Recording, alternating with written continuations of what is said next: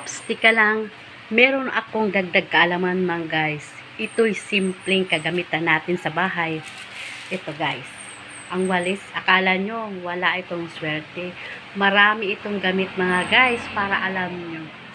Alam nyo mga guys, itong walis tingting na ito, may swerte daw to sa bahay na kailangan gamitin sa ng tama. Ito, alam nyo, nakakapagtaboy ito ng masasama at nakakaakyat ng swerte sa bahay. Alam nyo, pagkatapos nyo magwalis, halimbawa magwawalis kayo, ganito, magwalis. Kailangan, pagkatapos ninyong magwalis, ay hindi pwede na ilagay yung walis sa likod ng hagdan na nakatayo.